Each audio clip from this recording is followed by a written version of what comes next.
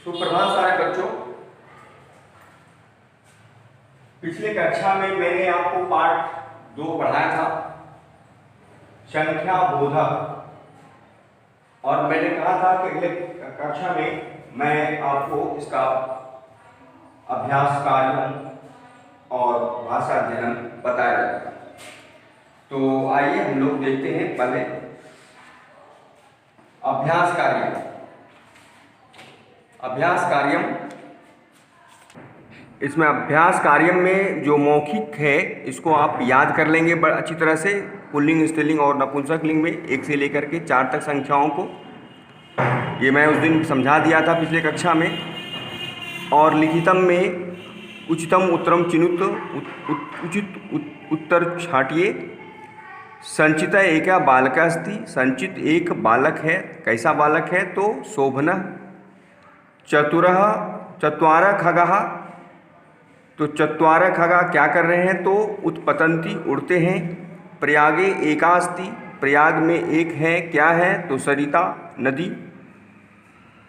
Question number 2, कोष्ठ गते शब्दे उचित पदम निर्माय रिक्त स्थाने पूर्यत।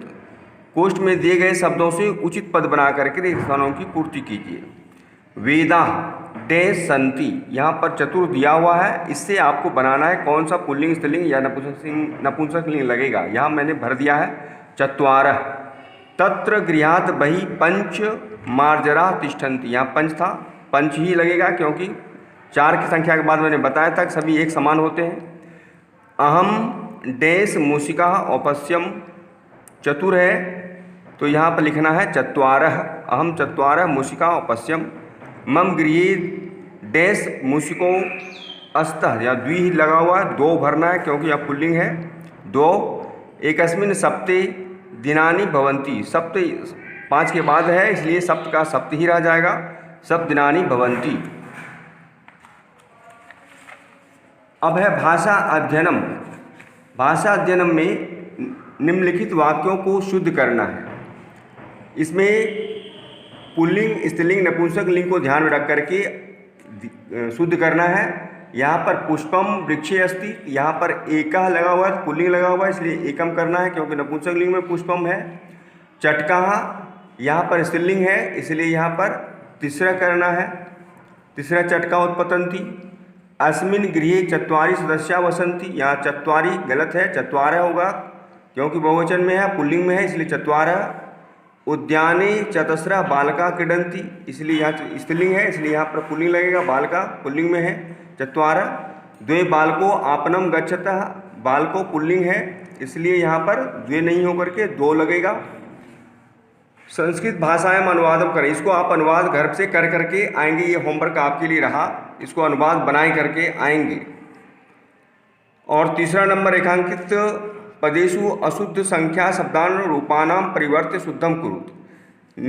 रेखांकित जो पद हैं, दिखाई जो दे रहा है, नीचे अंडरलाइन किया हुआ है, रेखांकित किया हुआ है, इस शब्दों को गलत है, इसको आपको सही करके लिखना है।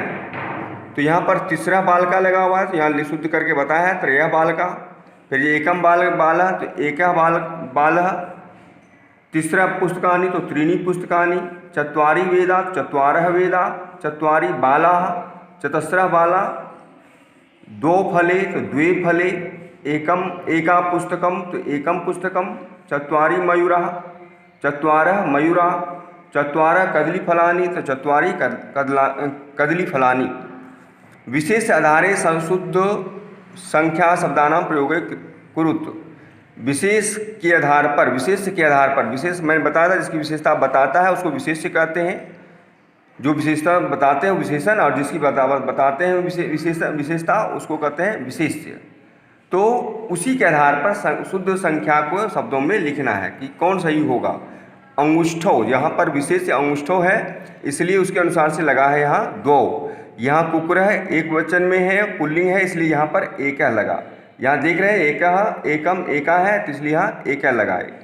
बालका नाम हस्ते, कंदुकम है, कंदुकम नपुंसकलिंग में है इसलिए यहाँ पर एकम लगाए। अहम डैश पुस्तकम क्रीणामि, तो पुस्तकम यहाँ पर भी विशेष्य है और ये नपुंसकलिंग में इसलिए यहाँ पर भी एकम लगाए। एकम यहाँ फलम भी नपुंसक लिंग में है इसलिए एकम, यहाँ पुष्पम भी नपुंसक लिंग में है इसलिए एकम। एकम फलम एकम पुष्पम च तत्र अस्त। और क्रियाकलाप जो है एक बताया गया है, कुछ नपुंसक लिंग, पुल्लिंग और स्त्रीलिंग के कुछ शब्द दिए हुए हैं और आपको इसमें भरना है। जैसे सब नपुंसक लिंग वाले हैं, ये सभी पुल्लिंग वाले शब्द हैं और ये सभी स्त्रीलिंग वाले हैं।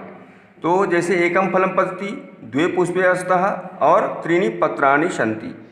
एकः मृगा धावति तो 2 बालकों तरतः, त्रया बालका हसन्ति। एका कन्या नृत्यति, यहाँ भरेंगे 2 चटको उत्पततः, तीसरा बालिका पठन्ति। ठीक है, तो इसको आप यहाँ पर द्वे कर देंगे, द्वे चटके, यहाँ गलत है, द्वे चटके, द्वे चटके उत्पततः। ठीक है, और इस प्रकार आपका दूसरा पाठ समाप्त हो गया। धन्यवाद।